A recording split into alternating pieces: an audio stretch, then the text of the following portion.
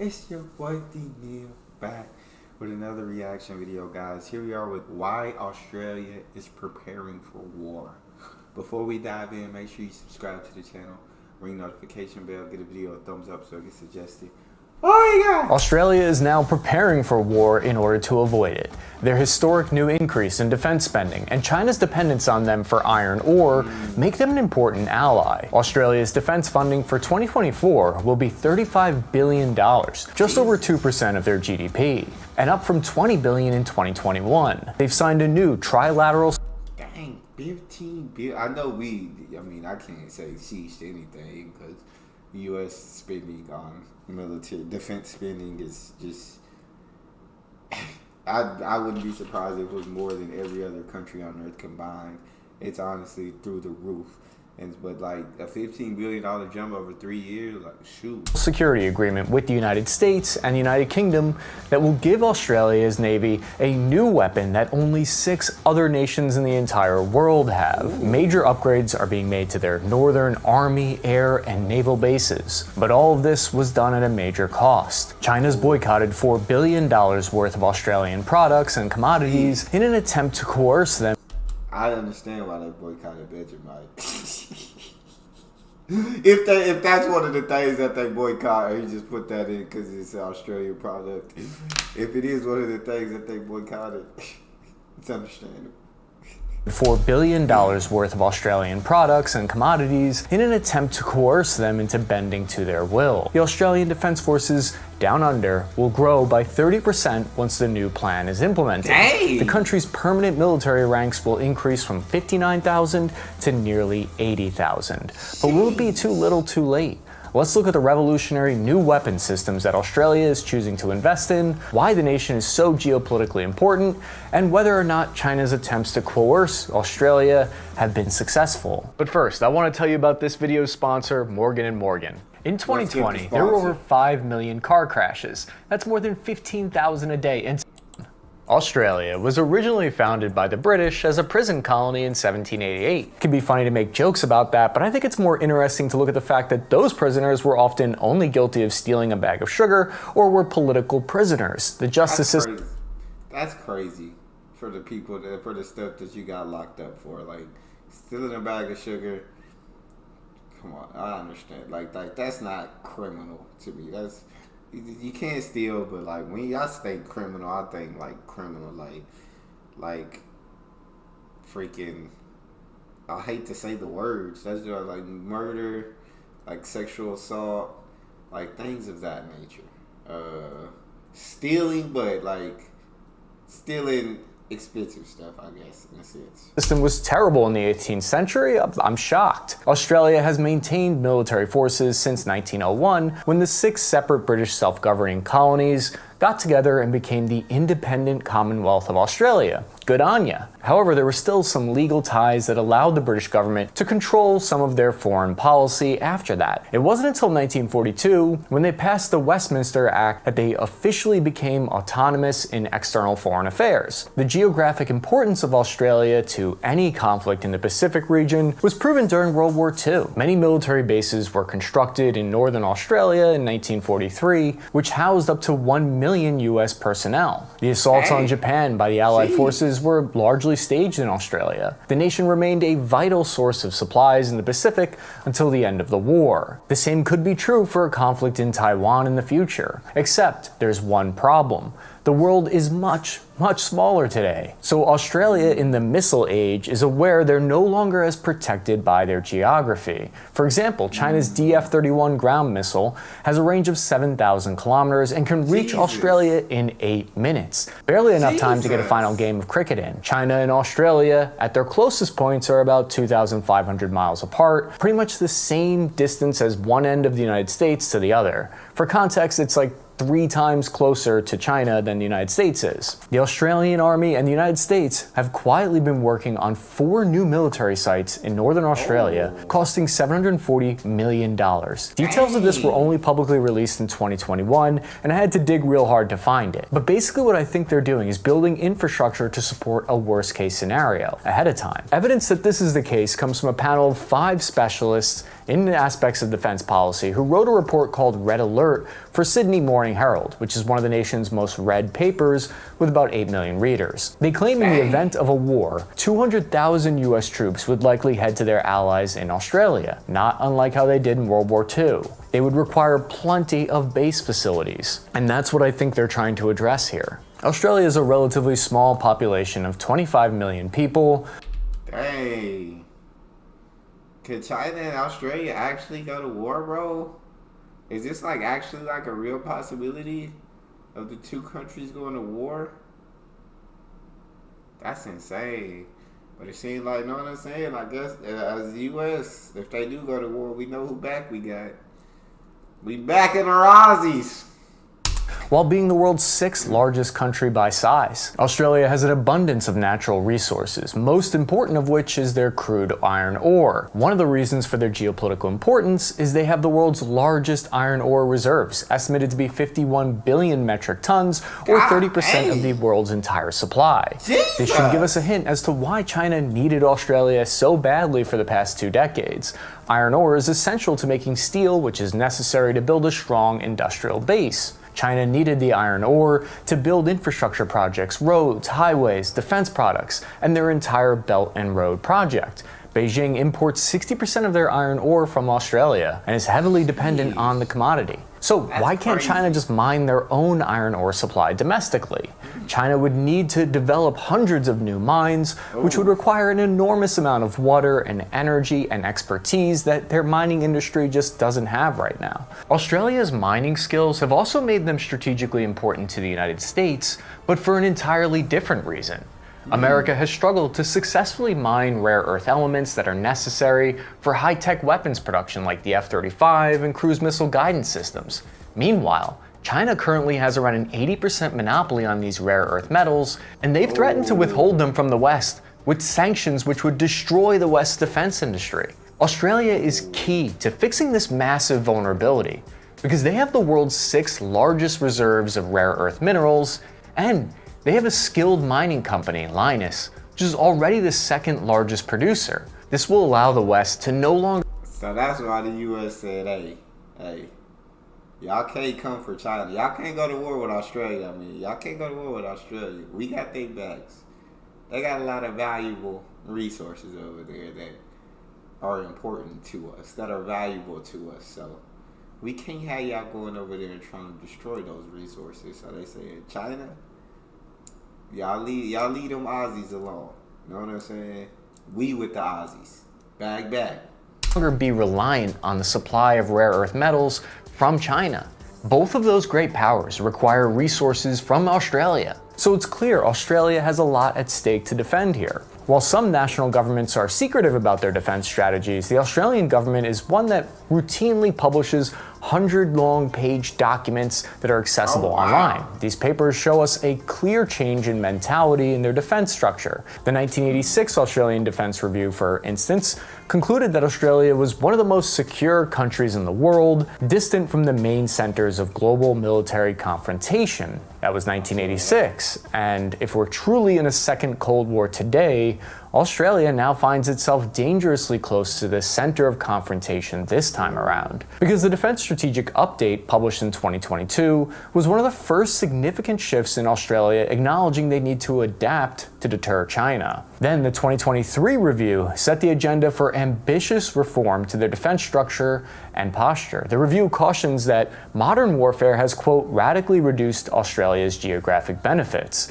diminishing their ability to detect and respond to security threats, and undermining long-held concepts in Australia's defense establishment around warning time. Parsing through the defense buzzword speak can be difficult, but I think what they're talking about here is how missiles have changed their defense calculations and reduced one of their historical advantages. The Defense Strategic Review clearly states they plan to restructure the Australian military to address a more narrow and present threat from China, rather than a broad range of possible security threats. There's an Australian... Okay, so it's like back in '86, Australia was safe.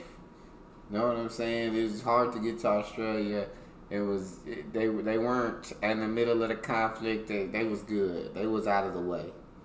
But he's saying the more it seems like modern technology and modern weapons and everything, It sounds like he's saying Australia is in more and more danger, like of something. If something happened, they wouldn't be in a safe spot no more. Like, you know what I'm saying? They could be got from from all these different countries. That's what it sounds like. Saying I like. A platypus is a duck designed by committee. This defense strategy feels like it has a clear, singular vision behind it. This duck is purpose-built. China's military buildup is now the largest and most ambitious of any country since the end of the Second World War. This buildup is occurring without transparency or reassurance to the Indo-Pacific region of China's strategic intent. As a consequence, for the first time in 80 years, we must go back to the fundamentals to take a first principles approach as to how we manage and seek to avoid the prospect of major conflict in the region that directly threatens our national interests. This is straight from the Australian Defence Review. And so to address these new concerns, Australia has developed a new spending strategy. It focuses heavily on the Air Force and Navy, the two branches that got the least amount of love during the past 2 decades of counter-terror missions. So for example, 8.3 billion USD will be spent on acquiring new equipment to counter this missile threat, much like what we've seen with what Japan's new defense spending is doing. A lot of it is focused on missiles, ground missiles, air missiles, missiles. For example, the American LRASM by Lockheed Martin is a crazy capability. The missile can control itself mid-flight to avoid incoming fire. It'll be attached to their brand new Australian F-35 aircraft to enable air deliverable strikes against well-defended maritime targets. One of the Australian Defence Force. That's, bro. The weapons are insane, bro. And they're only becoming more and more insane. Like, the ability, it's absolute insanity out here.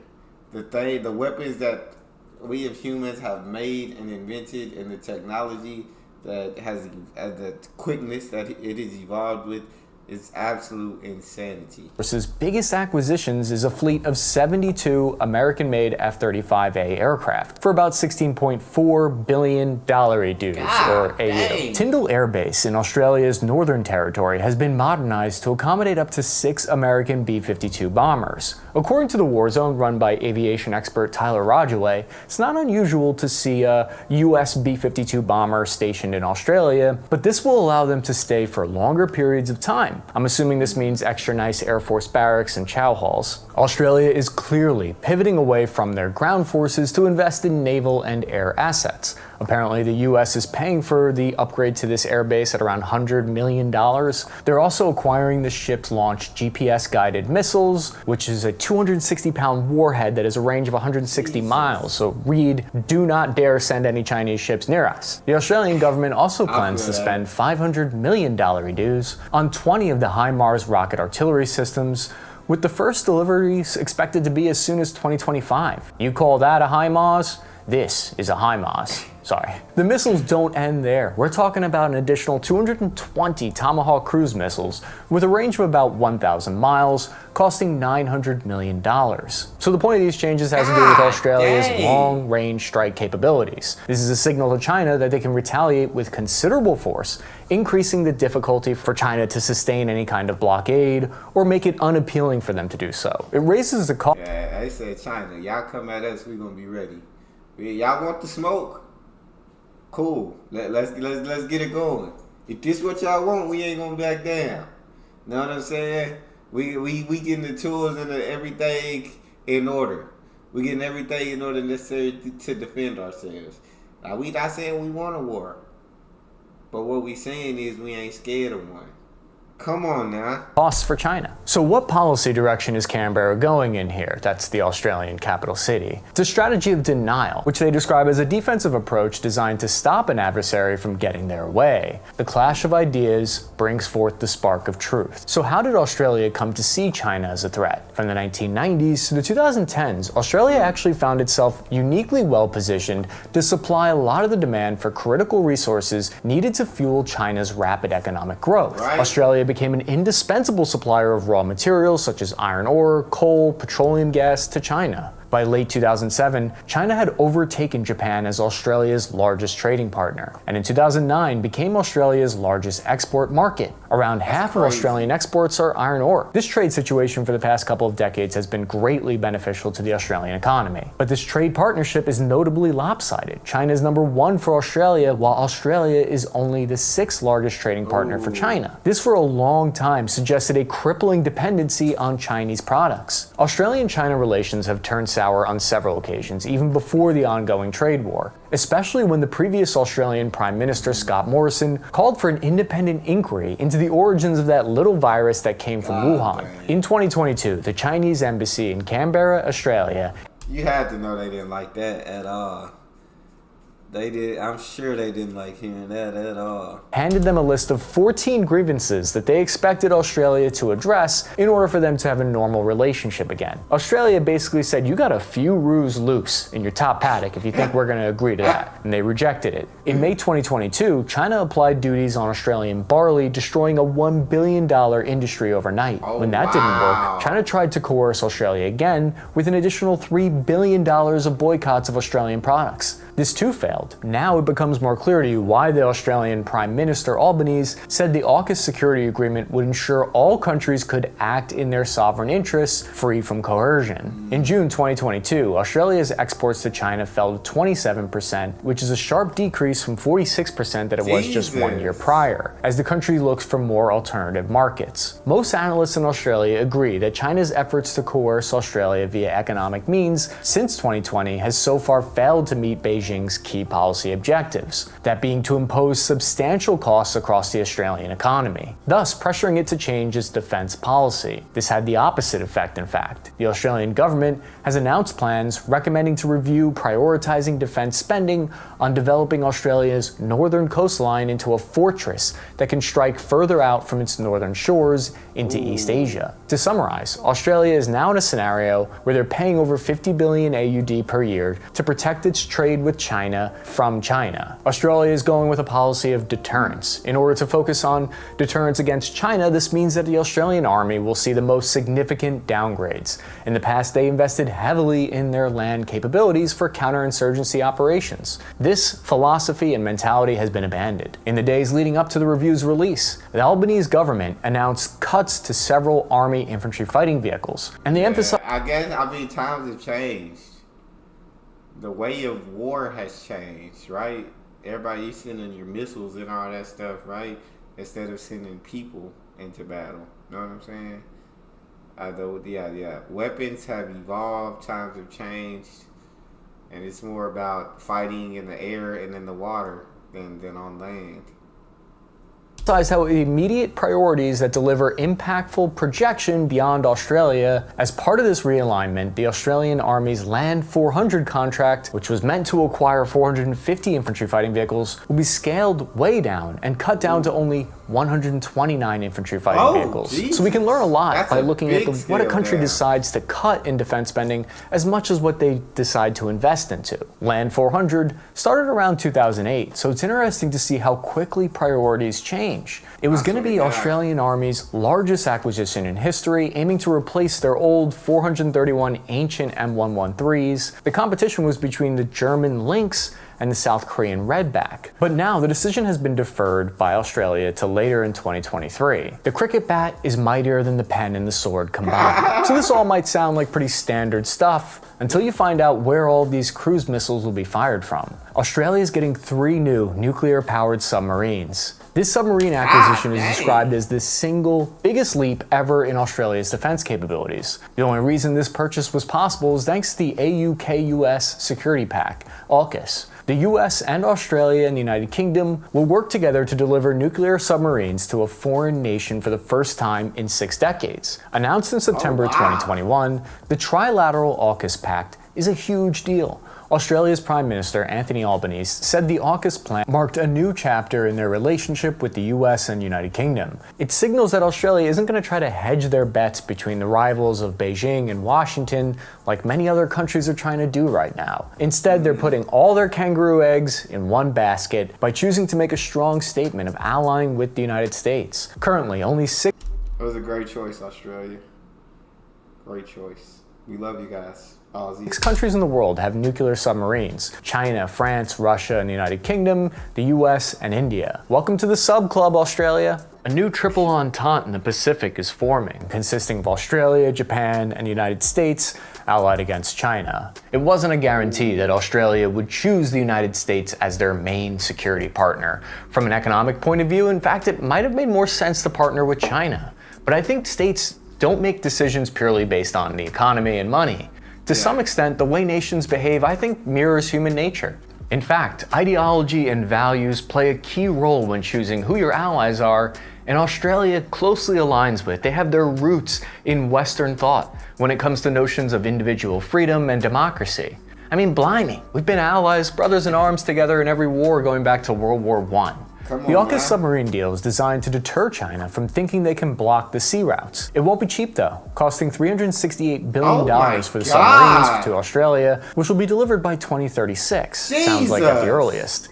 This deal will create about 20,000 jobs in Australia in order to allow them to build their own submarines in the future. But by digging into the White House document on the AUKUS deal, we see that by 2027, a rotational force of US and UK nuclear submarines will be stationed near Perth. They're investing $8 billion on HMS Stirling Naval Base in Western Australia to allow American submarines to stay longer and more frequently. This will comply with Australia's policy of having no foreign military bases on their territory, while kind of allowing for US submarines to chill there. Simply having US naval troops located in Australia isn't enough to guarantee no attack happens though. US troops were stationed temporarily inside of Ukraine just a few days prior to Russia's invasion, and it did nothing to deter Russia. However, having a security pact like AUKUS does put some ink to paper and is a clear signal to China about the security alliance. A record 58% of Americans and a similar 63% of Australians believe the alliance will make them more secure. Nearly half of Australians responded to the poll stated that they wanted their nation to send military forces along the United States in the event of a crisis in Taiwan. But are those nuclear submarines at the disposal of the US Navy in the event of that conflict? Possibly not. Australia's Defense Minister, Marles, said that the deal had no implications that they would join the United States in the event of a conflict in Taiwan. The answer to that is of course not. This could of course just be the standard answer that's given due to Australia and the United States having a policy of strategic ambiguity towards Taiwan. Yes, the fact that they are an island helps their defense, but there's a flip side to the coin, because it also means they're geographically isolated, which also makes them vulnerable to being cut off from the world and its major security partners in a time of crisis. The real cause for concern is an old-fashioned naval blockade that cuts Australia off from their trading partners. The review states, the defense of Australia's national interests lies in the protection of our economic connection with the world and the maintenance of the global rules-based order. No worries, aware of this, Australia is pivoting to focus on their navy. The AUKUS agreement aims to solve this defense problem. While not officially meant to counter any single nation, China has already criticized the pact as an obvious and direct threat to their own national security. That's fine, she'll be right. Compared to the conventionally powered submarines, Australia has— It's crazy, like all this stuff I have no idea about. No clue about. Australia. I didn't even know what AUKUS was.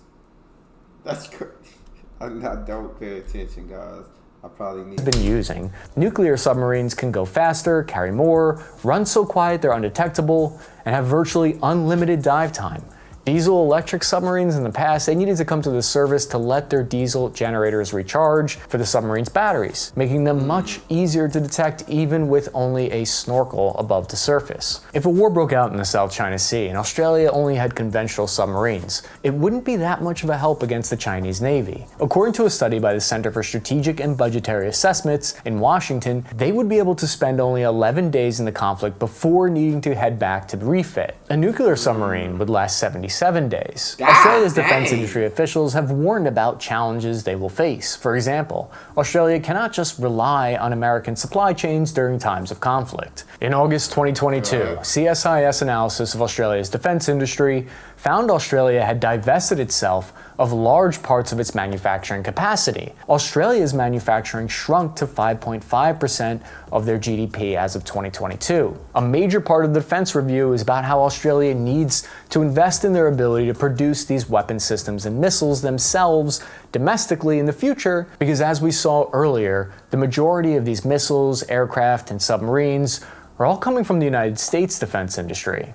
What we're seeing is an expansion of air, naval, and army bases inside of Australia, and an investment in aircraft, missiles, and submarines. The more I create these videos on these different countries, the more I think we might be headed into a second Cold War. We might already be in one, but maybe we'll cover that in a future video. I'm your average infantryman, Chris Cappy. That's all I've got. Thank you for watching. No more wars, man. No more wars, please. That's all we got.